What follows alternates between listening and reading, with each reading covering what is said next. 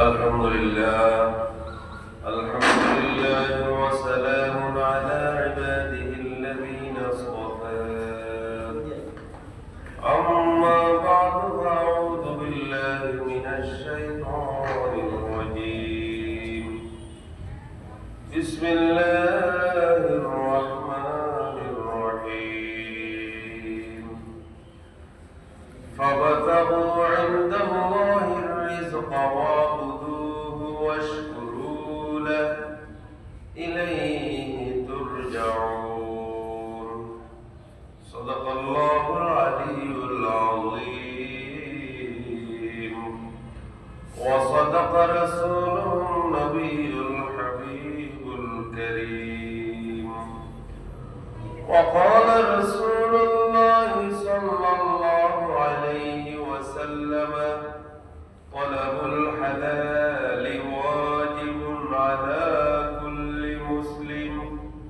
وأيضا قال صلى الله عليه وسلم: التاجر الصدوق الأمين مع النبيين والصديقين والشهداء.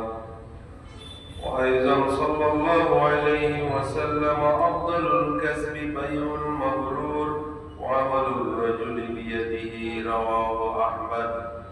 إن الله وملائكته يصلون على النبي يا أيها الذين آمنوا صلوا عليه وسلموا تسليما. صلى الله على سيدنا محمد وآله وأصحابه وسلم. صلى الله على سيدنا محمد وآله وأصحابه وسلم. اللهم صل على سيدنا مولانا محمد وعلى آل سيدنا مولانا محمد. ظلمت سنة من أحيا الظلام إلى أن اشتكت قدماه الدر من وربي. اللهم صل على سيدنا مولانا محمد وعلى آل سيدنا مولانا محمد. محمد سرور دنیا ودی ہے. محمد بہتری کل آفری ہے. اللهم صل على سيدنا مولانا محمد وعلى آل سيدنا مولانا محمد. الحمد لله আল্লাহ রাব্বুল ইজ্জতের মহান দরবারে লাখ কোটি শুকরিয়া প্রশংসা জ্ঞাপন করি যে রাব্বুল ইজ্জত ওয়াল জালাল অত্যন্ত দয়া করে মেহেরবানি করে সমস্ত ব্যস্ততা বাদ দিয়ে আজকে 1447 হিজরি সনের পবিত্র রজব মাসের 12 তারিখ দ্বিতীয় জুমাবার আল্লাহর ফরজ ইবাদত সালাতুল জুমা আদায়ের উদ্দেশ্যে আল্লাহ তাআলা আমাদেরকে আল্লাহর ঘরে আসার তৌফিক দান করেছেন, সুযোগ করে দিয়েছেন, ব্যবস্থা করে দিয়েছেন। সে মহান মাহবুদের দরবারে তার কালামের ভাষায়, তার শিখিয়ে দেওয়া ভাষায় আমরা সকলে মুহাব্বতের সাথে কলিমাতুশ শুকর পাঠ করি। আমরা সকলে বলি আলহামদুলিল্লাহ আলহামদুলিল্লাহ। আমরা আজকে রজব মাসের দ্বিতীয় জুমাবার। রজব মাস হইতে হলে রাসূল সাল্লাল্লাহু আলাইহি ওয়াসাল্লাম এরকম দোয়া করতেন: আল্লাহুম্মা বারিক লানা ফি রজব ওয়া শাবান ওয়া বাল্লিগনা রমাদান হে প্রভু, তুমি আমাদের জন্য রজব মাস এবং শাবান মাসকে পূর্ণময় করে দাও, বরকতময় করে দাও, কল্যাণময় করে দাও এবং আমাদেরকে রমজান মাস পর্যন্ত আমাদের হায়াত প্রলম্বিত করে দাও, দীর্ঘায়িত করে দাও, আমাদেরকে রমজান মাসে পৌঁছে দাও। এরকম দোয়া করতেন, আমরাও এই দোয়াটি করবো। এটা সুন্নাত। আমরা গত জুমাবারে ছিলাম 2025 সালে, আজকে আমরা 2026 সালের জানুয়ারি মাসের 2 তারিখে পৌঁছে গেছি। আমাদের হায়াত অত্যন্ত দ্রুত গতিতে চলে যাচ্ছে। আমরা আমাদের হায়াতকে কিভাবে অতিবাহিত করছি এটা আমাদের সকলকে চিন্তা করা দরকার। হযরতে আদম আলাইহিস সালাতু ওয়াস সালাম আল্লাহর কাছে দোয়া করেছিলেন, তওবা পাঠ করেছিলেন এভাবে, রব্বানা যালামনা আনফুসানা ওয়া ইল্লাম তাগফির লানা ওয়া তারহামনা লানাকুনান্না মিনাল খাসিরিন। আমিন। এটা হযরত আদম আলাইহিস সালাতু ওয়াস সালাম এবং আদি মাতা হযরত হাওয়া আলাইহিস সালাতু ওয়াস সালাম তারা দুজনে দোয়া করেছিলেন এভাবে করে, আল্লাহর কাছে প্রার্থনা করেছিলেন, কান্নাকাটি করেছিলেন এবং তওবা করেছিলেন। তাদের তওবার কলমা ছিল এটাই, এবং এটাই তাদের দোয়া। আরো বিভিন্ন দোয়া করেছেন, বর্ণিত আছে। তো কোরআনুল কারীমে আল্লাহ রাব্বুল আলামিন এই আদম এবং হাওয়া আলাইহিস সালাতু ওয়াস সালামের এই প্রার্থনার কথা নাযিল করেছেন সূরা আল আরাফে। হযরতে আদম আলাইহিস সালাতু ওয়াস সালাম এবং হাওয়া আলাইহিস সালাতু ওয়াস সালাম আল্লাহর কাছে কান্নাকাটি করে করে প্রার্থনা করে বলেছিলেন, হে প্রভু, হে আমাদের প্রতিপালক, আমরা নিজেদের উপর জুলুম করেছি, অবিচার করেছি। তুমি যদি আমাদেরকে মাফ করে না দাও এবং আমাদের প্রতি দয়া না করো, তাহলে আমরা ক্ষতিগ্রস্ত হয়ে যাব। জন্য আমাদেরকে এরকম করে দোয়া করা উচিত, যে সব সময় এরকম দোয়া পাঠ করা, এই দোয়াটা নিয়মিত পড়া, আল্লাহর কাছে প্রার্থনা করা। রব্বানা যালামনা আনফুসানা, অনেকে জুলুমনা বলে, এটা যালামনা। রব্বানা যালামনা, হে আমাদের প্রতিপালক, আমরা জুলুম করেছি, অত্যাচার করেছি, অবিচার করেছি নিজেদের উপর। ওয়া ইল্লাম তাগফির লানা, যদি তুমি আমাদের অতীত জিন্দেগির গুনাহগুলো মাফ করে না দাও। পয়গম্বরের কোনো গুনাহ নেই, পয়গম্বরের কি নেই? কোনো গুনাহ নেই। হযরত আদম আলাইহিস সালাতু ওয়াস সালাম পৃথিবীর প্রথম মানুষ এবং তিনি প্রথম নবী। আল্লাহু আকবার। তো এটা আদম আলাইহিস সালাতু ওয়াস সালাম, আল্লাহ তুমি যদি আমাদের ভুল ত্রুটি ক্ষমা করে না দাও, ওয়া ইল্লাম তাগফির লানা ওয়া তারহামনা, এবং ভবিষ্যৎ জিন্দেগিতে আমরা যাতে সঠিক পথের উপর থাকতে তুমি তৌফিক না দাও, দয়া না করো, লানাকুনান্না মিনাল খাসিরিন, তাহলে নিশ্চিত আমরা ক্ষতিগ্রস্ত হয়ে যাব। জন্য আল্লাহর রহমত পাওয়ার জন্য আল্লাহর কাছে প্রার্থনা করতে হবে এবং ভুল ত্রুটি ক্ষমা করে দেওয়ার জন্য আল্লাহর কাছে মাফ চাইতে হবে। এটা হচ্ছে এখানেই আমাদের জন্য শিক্ষা, আমাদেরকে এখান থেকে শিক্ষা গ্রহণ করতে হবে। তো আমি এটাই বলতে চাইছিলাম যে আমাদের জিন্দেগির হয় আমরা এখন বলতেছি যে 2025 সাল চলে গেছে, এখন 26 সাল এসে গেছে। 2025 সাল পর্যন্ত চলে গেছে, যে 26 সালের একটা দিন চলে গেছে, আজকে দ্বিতীয় দিন চলে যাচ্ছে। আমরা আমাদের হায়াতটা কিভাবে কাটাবো? আমাদের হায়াতের প্রতিটা সেকেন্ডের হিসাব, প্রতিটা মিনিটের হিসাব, প্রতিটা ঘন্টার হিসাব, প্রতিটা দিনের হিসাব, প্রতি সপ্তাহ, প্রতি মাস, পুরো জিন্দেগির হিসাব আল্লাহর কাছে দিতে হবে।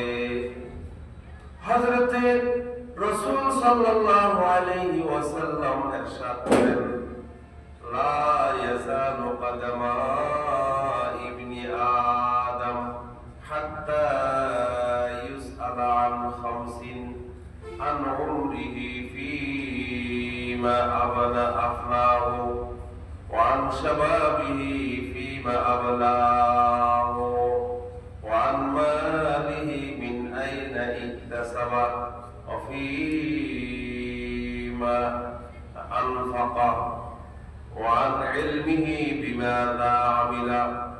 বান্দাকে প্রশ্ন করা হবে, কোন মানুষ, কোন বনি আদম তার ময়দানে মাহশরে তার কদম নড়াচড়া করতে পারবে না যতক্ষণ না তাকে এই সওয়াল জবাব করা হবে। তাকে এই প্রশ্ন করা হবে যে বান্দা তোমার হায়াতের হিসাব দাও। তোমাকে একটা মূল্যবান হায়াত তোমাকে দিয়েছিলাম, 60 বছর, 70 বছর, 80 বছর, 90 বছর, 100 বছরের হায়াত যে তোমাকে দিয়েছিলাম, তোমার হায়াতের হিসাব দাও, হায়াত কোথায় শেষ করেছো? তো 2025 সাল চলে গেল, এর আগে আরো অনেক হায়াত আমাদের চলে গেল। কারো বছর বয়স 30 বছর, 40 বছর, 50 বছর, 60 বছর, 70 বছর হয়ে গেছে। হায়াতটা কিভাবে কাটালাম এটা একটু চিন্তা করে দেখেন। যে অথচ প্রতিটা মুহূর্তের জন্য হিসাব দিতে হবে, প্রতিটা নিঃশ্বাস, এটা কি আল্লাহর হুকুম নিয়ে নিঃশ্বাসটা ফেললাম? প্রতিটা আল্লাহর হুকুম মতে আমার কদম রাখলাম, আল্লাহর হুকুম মতে আমার কাজকর্ম করলাম, নাকি আল্লাহর নাফরমানির মাধ্যমে আমাদের হায়াতটা শেষ করে দিলাম? এটা আমাদেরকে চিন্তা করতে হবে। কেননা এই হায়াতের হিসাব দিতে হবে। দিতে হবে কি দিতে হবে না? অবশ্যই এই হায়াতের হিসাব দিতে হবে। আল্লাহ রাসূল সেটাই বলছেন, আনউমরিহি ফীমা আফনাহু ওয়া আন শাবাবিহি ফীমা আবলাহু। ও যুবক, তোমার যৌবনকাল কোথায় কাটিয়েছো? তোমার যৌবনকালের হিসাব দাও।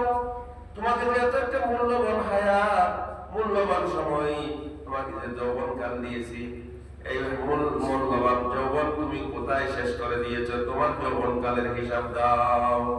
আন শাবাবিহি ফীমা আবলাহু ওয়া আন মালিহি। বান্দা, ও বান্দা, তোমাকে প্রশ্ন করা হবে তোমার সম্পদ সম্পর্কে। কিভাবে সম্পদ কামাই করেছো? সম্পদ কামাই করার হিসাব দাও। মিন আইনা ইকতাসাবা ওয়া ফীমা আনফাকা। বান্দা, তুমি তোমার সম্পদ কোথায় খরচ করেছো, কোথায় ব্যয় করেছো সেটার হিসাব দাও। কোন পথে কামাই করেছো সেটার হিসাব দিতে হবে, কোন পথে ব্যয় করেছো সেটার হিসাব দিতে হবে। ওয়ান ইলমিহি বিমাযা আমিলা। বান্দা, তোমাকে আমি বিবেক দিয়েছি, আকল দিয়েছি, বুদ্ধি দিয়েছি, তোমাকে অনুধাবনের শক্তি দান করেছি। তুমি তোমার বিবেককে কতটুকু কাজে লাগিয়েছো, তোমার বিবেক অনুযায়ী কতটুকু কাজ করেছো, তোমার কাজের হিসাব দাও। সুবহানাল্লাহ। তাহলে একটু চিন্তা করে দেখেন যে আমরা আজকে সকালে ঘুম থেকে ওঠা থেকে শুরু করে এই পর্যন্ত আসলাম, আমাদের হায়াত ঘুম থেকে ওঠা থেকে এই পর্যন্ত আমরা পৌঁছেছি, যে এই সকাল পর্যন্ত আমরা কি করলাম? কি বাজারে ঘুরে ঘুরে, কি গল্প করে করে কাটিয়েছি, না আল্লাহর জিকিরের মধ্যে, আল্লাহর হুকুমের মধ্যে, আল্লাহর ইয়াদগারের মধ্যে কাটিয়েছি?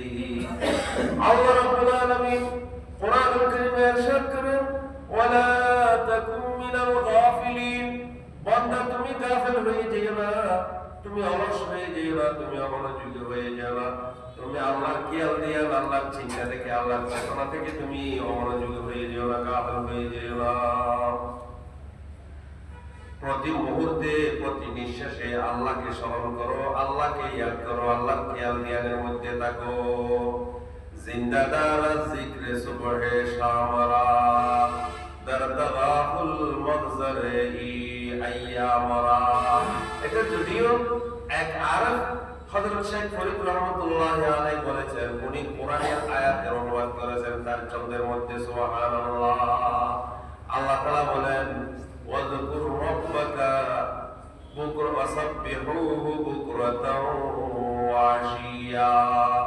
বান্দা, তুমি সকাল বিকাল, রাত দিন, দুপুর রাত্রি, সব সময় প্রতি মুহূর্তে তুমি আল্লাহ পাকের পবিত্রতা বর্ণনা করো, আল্লাহর প্রশংসা করো, আল্লাহর একত্ববাদের স্বীকৃতি দাও, আল্লাহর ইয়াদগারের মধ্যে অতিবাহিত করো। এক মুহূর্ত আল্লাহর হুকুমের বাহিরে, আল্লাহর জিকিরের বাহিরে, আল্লাহর ইয়াদগারের বাহিরে তুমি অতিবাহিত করিও না।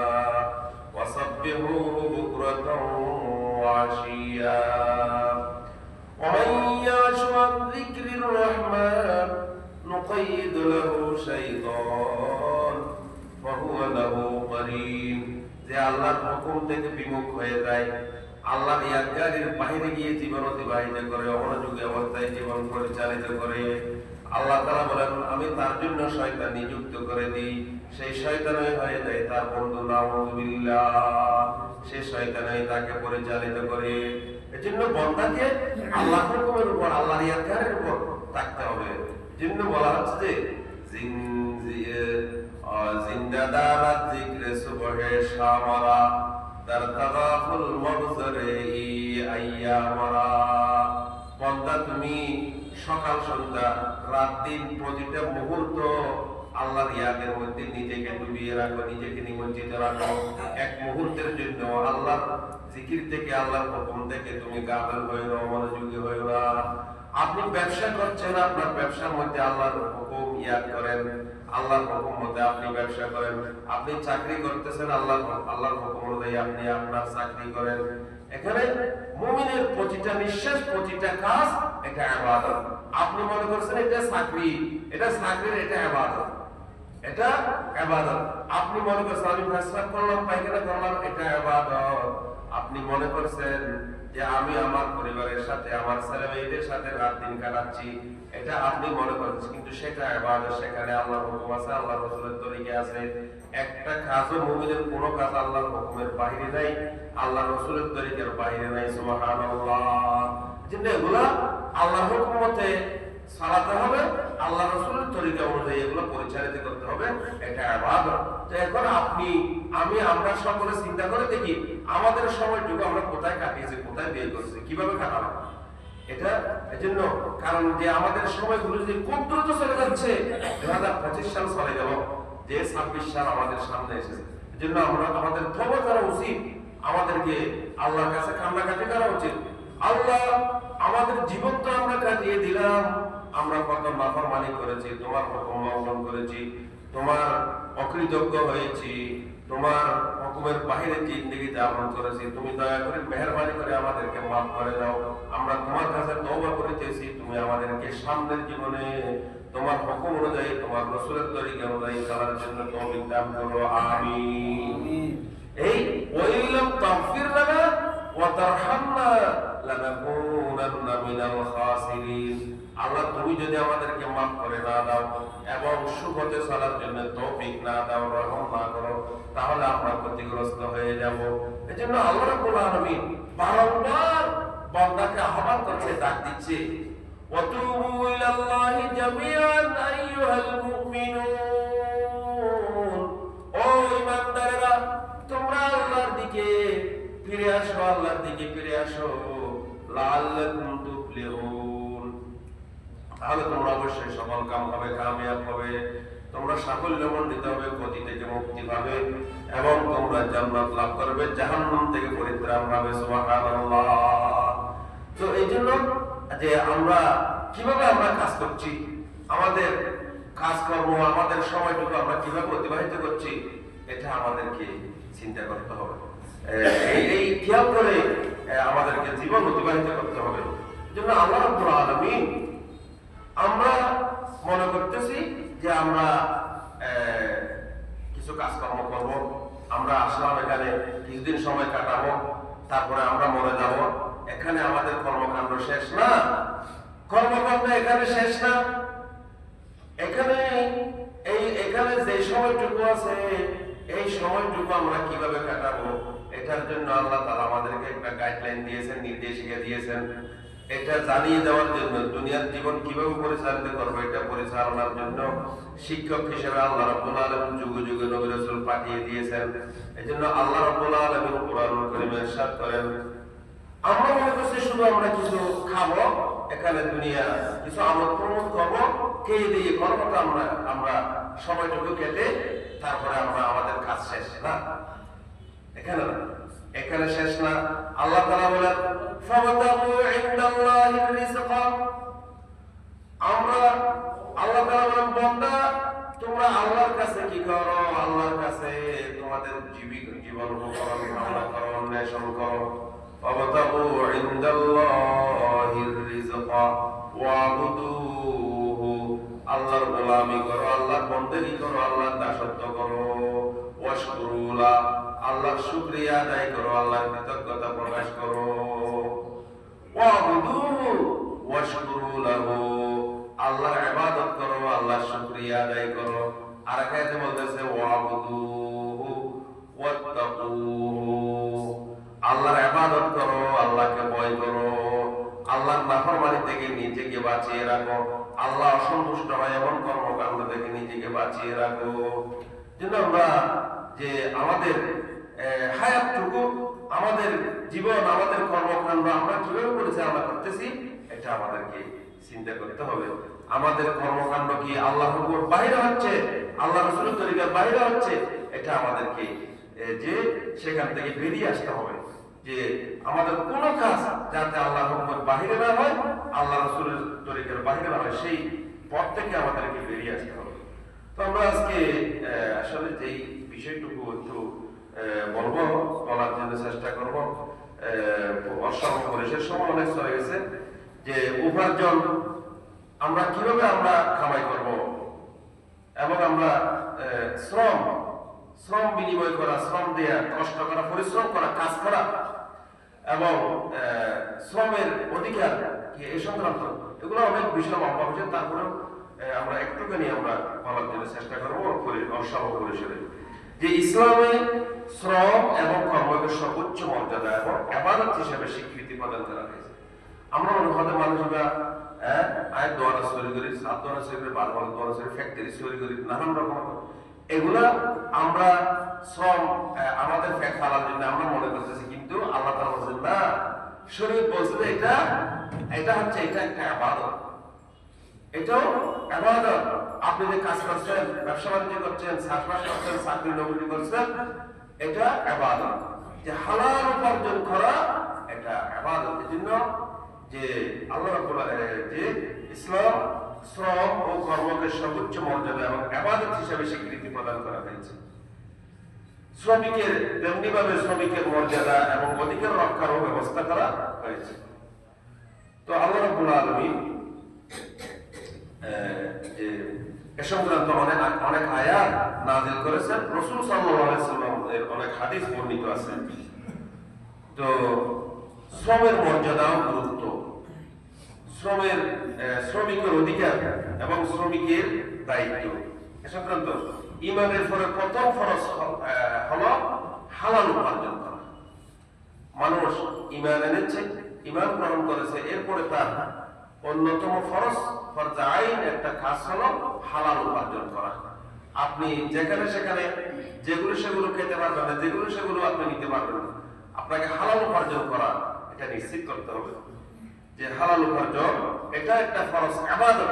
নামাজ যেমন ফরজ, হালাল উপার্জন সেটাও ফরজ। হাদিস শরীফে আল্লাহ রাসূল বলেছেন, তালাবু কাসবিল হালালি ফরিদাতুন বাদাল ফরিদা, হালাল উপার্জন করা, হালাল তালাশ করা, যে সেটাও ফরজের পরে আরেকটা ফরজ। সুবহানাল্লাহ। কোরআনুল কারীমে আল্লাহ রাব্বুল আলামিন সমস্ত পয়গম্বর আলাইহিমুস সালাতু ওয়াস সালামকে নির্দেশ দিয়ে বলেছেন, ইয়া আইয়ুহার রাসূল, ও আমার পয়গম্বরেরা, কুলু মিনাত তাইয়্যিবাত, তোমরা পবিত্র দ্রব্য ভক্ষণ করো, পবিত্র বস্তু আহার করো, ওয়া আমালু সালিহা, এবং নেক আমল করো, ইন্নী বিমা তা'মালুনা আলীম, আমি অবশ্যই তোমাদের সকলের কর্মকাণ্ড সম্পর্কে, যাবতীয় কর্মকাণ্ড সম্পর্কে অবগত আছি। সূরা আল মুমিনুন 51 নম্বর আয়াত। তাই হাদিস শরীফে আল্লাহ রাসূল বলেন, তালাবুল হালালি ওয়াজিবুন আলা কুল্লি মুসলিম, হালাল উপার্জন করা, হালাল অন্বেষণ করা যে সকল মুসলমানের উপর ফরজ, আবশ্যকীয় কাজ, আবশ্যকীয় বিধান। যে আপনি এজন্য বৈধ উপার্জনের পথ মূলত দুইটি। একটা হলো যে বৈধ ব্যবসা এবং বৈধ শ্রম বা কর্ম। এই যে চাকরি নকরি করছেন, চাষবাস করছেন, এগুলা যে কর্ম, এই বৈধ ব্যবসা এবং বৈধ শ্রম বা কর্ম, যেন রাসূল সাল্লাল্লাহু আলাইহি ওয়াসাল্লাম ইরশাদ করেছেন, আফদালুল কাসবি বাইউন মাবরুর ওয়া আমালুর রাজুলি বিয়াদিহি।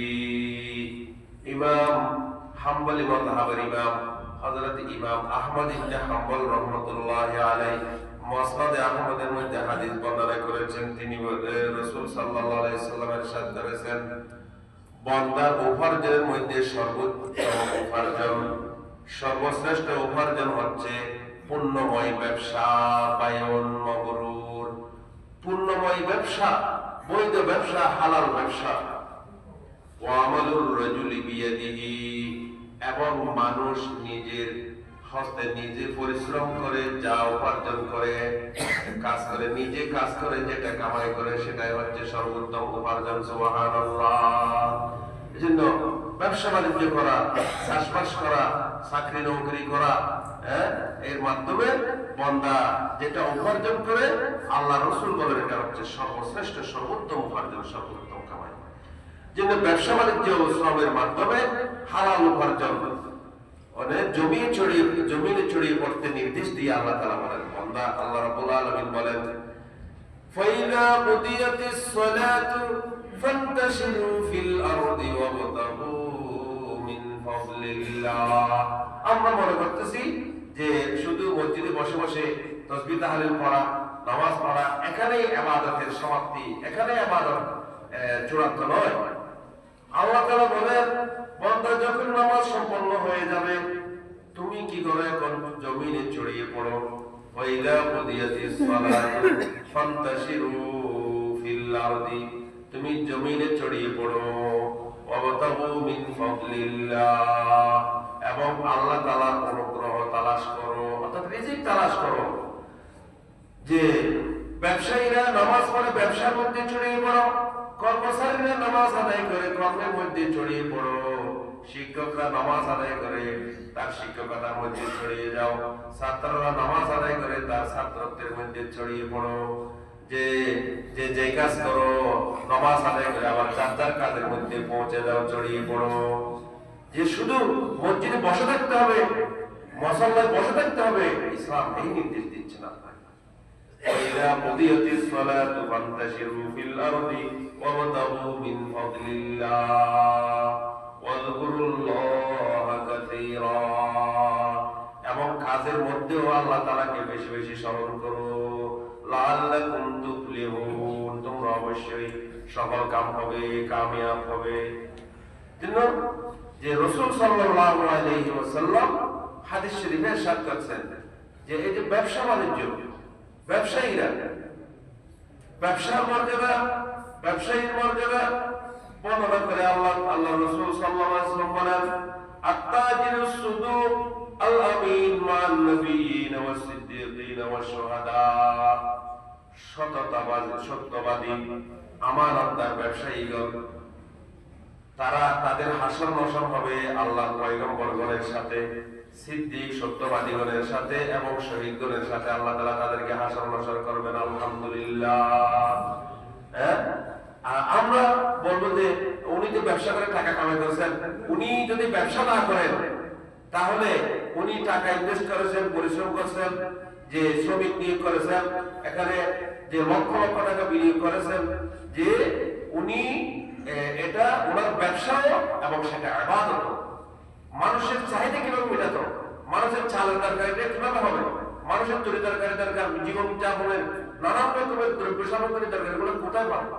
জন্য উনি যে এগুলো সরবরাহ করেছেন, ব্যবস্থা করে দিচ্ছেন, এটা ইবাদত এবং এর মাধ্যমে তিনি আর্থিক লাভবান হবেন, এটা তার জন্য ইবাদত।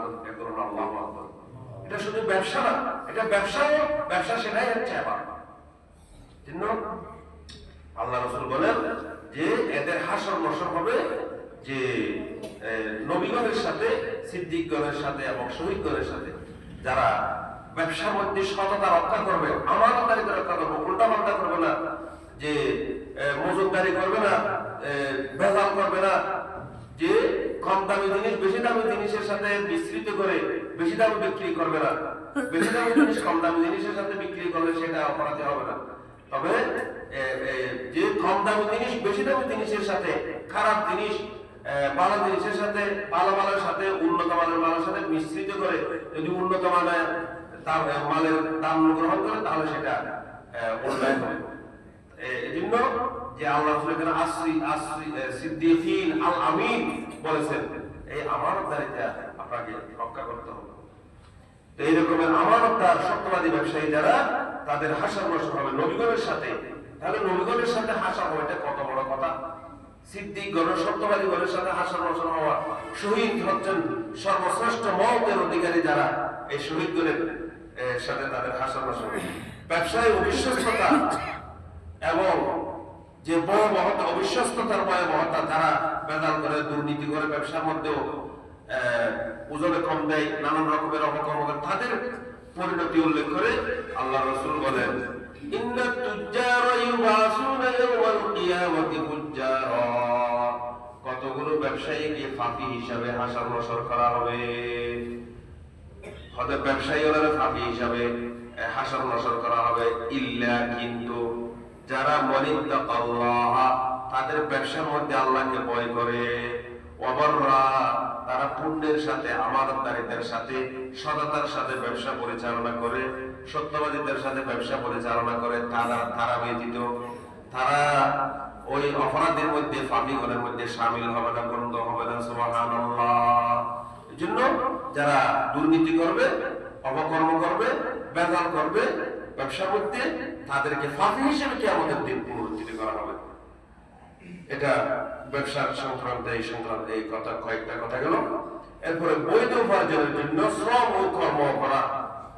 নবী রাসূলগণ এবং সাহাবীগণের সুন্নত রীতি হচ্ছে যে শ্রম বিনিময় করা, শ্রম দেয়া, এটা যে শ্রমের মাধ্যমে উপার্জন করা, কাজ করা, যে গরু ছাগল পশু পাখি লালন পালন করা।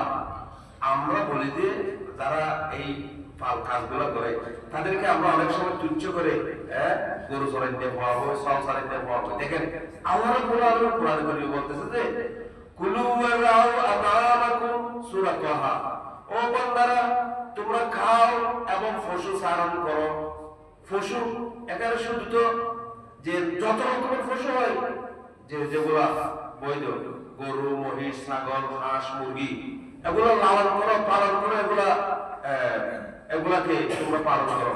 তাহলে গরু, ছাগল, মহিষ এগুলা যদি পালন করা না হয়, তাহলে মানুষ কুরবান করবে কিভাবে? মানুষের চাহিদা মেটাবে কিভাবে? মানুষ খাবে কি? এই জন্য যে আল্লাহ তাআলা তোমরা খেয়ে গিয়ে বসে থাকিও না, খাও এবং পশু চারণ করো।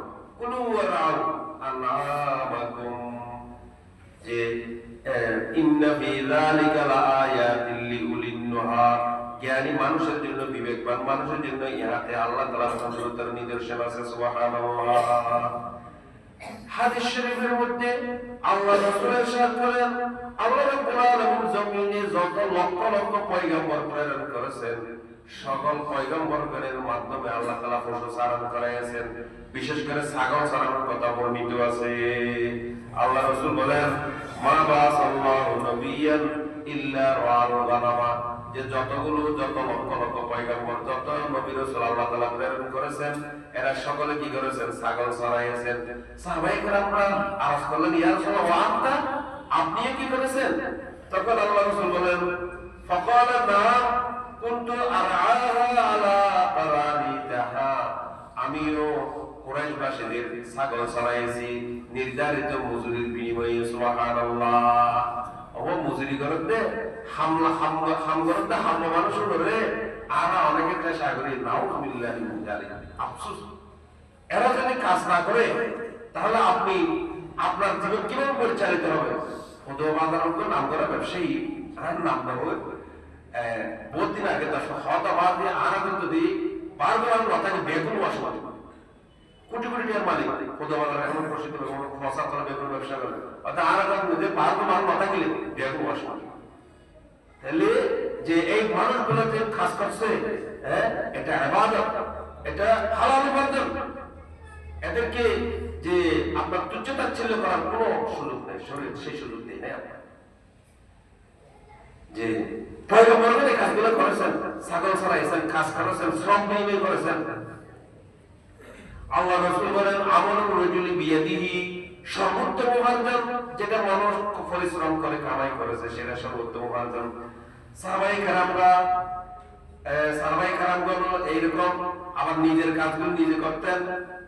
উম্মালু আনফুসিহিম কানা আসহাবু রাসূলিল্লাহি সাল্লাল্লাহু আলাইহি ওয়াসাল্লাম উম্মালু আনফুসিহিম, যে নিজের কাজ নিজে করেছেন এবং শ্রম দিয়েছেন, কাজ করেছেন, কর্ম করেছেন এগুলো।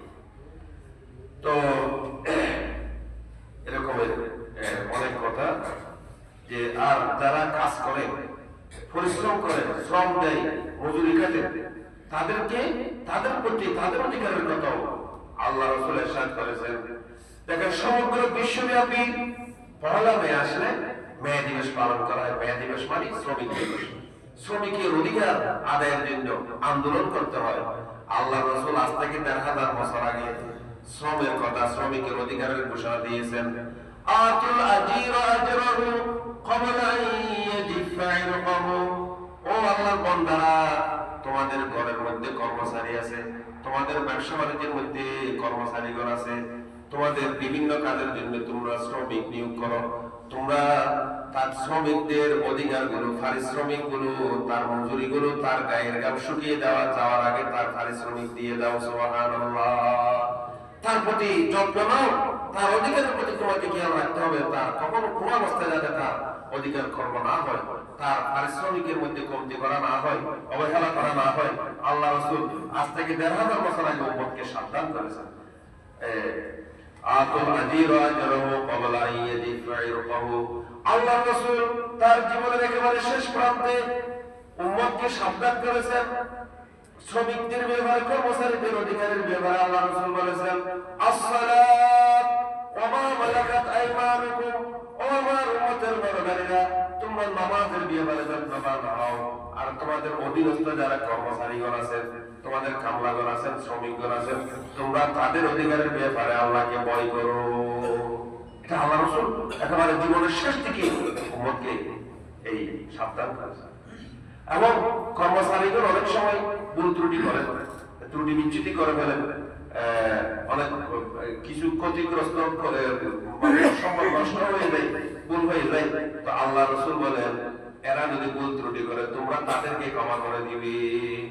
সাহাবায়ে কেরাম কিছু সাহাবায়ে আরজ করলেন, ইয়া রাসূলুল্লাহ কতবার ক্ষমা করব? কতবার না, যতবার করে ততবার ক্ষমা করে দেব। আল্লাহু আকবার। দিনে সত্যবার, সত্যবার মানে এখানে সত্যের কোনো উদ্দেশ্য নয়। তো এক বারবার ক্ষমা করবে, বারবার ক্ষমা করে দেবে। আল্লাহু আকবার। আল্লাহ রাসূল হাদিস শরীফে কি লিখেন দেখেন, আফু আনহু ফি কুল্লি ইয়াউমিন ৭০ মাররাতান। ইমাম আবু দাউদ এই হাদিস বর্ণনা করেছেন যে তোমরা কর্মচারীকে maaf করে দিবে, ক্ষমা করে দিবে। কুল ফি কুল্লি ইয়াউমিন ৭০ মাররা, দিনে ৭০ বার, ৭০ মানে ভুল করলে ক্ষমা করে দিবে। এটাই তাকে যে তার জুলুম করতে পারবেন না, তার উপর অত্যাচার করতে পারবেন না, তার অধিকার কর্ম করতে পারবেন, তাকে মাফ করে দিবে। এটাই হচ্ছে। তো সকল শ্রমিক কর্মচারীর দায়িত্ব বা শ্রমিক কর্মচারীরও কি আছে, তাদেরও দায়িত্ব বলেছে। আল্লাহ রাসূল বলেন কুল্লুকুম রাইন ওয়া কুল্লুকুম মাসউলুন আন রাইয়াতিহি, তোমরা সবাই কর্তৃত্বশীল, দায়িত্বশীল, তোমাদের সকলকে তোমাদের দায়িত্ব সম্পর্কে জিজ্ঞাসাবাদ করা হবে। ওয়াল খাদিমু রাইন ফি মালি সাইয়্যিদিহি, কর্মচারীগণ তাদের মালিকের দায়িত্বশীল, তাদেরকেও এই কর্মচারীদেরকেও কি করা হবে, জিজ্ঞাসা করা হবে। এজন্য যারা কর্মচারীগণ আছেন তাদেরকেও দায়িত্বশীলতার সাথে, আমানতদারিতার সাথে তাদেরকে দায়িত্ব পালন করতে হবে। যে আমরা আল্লাহ তাআলা আমাদেরকে যে আল্লাহ রাসূলের তরিকা অনুযায়ী আল্লাহর বিধান মতে জীবন পরিচালনা করার জন্য হালাল উপার্জন করে আমাদের জীবন পরিচালনার তৌফিক দান করুন। আমিন। ওয়া আখিরু দাওয়ানা আলহামদুলিল্লাহি রাব্বিল আলামিন।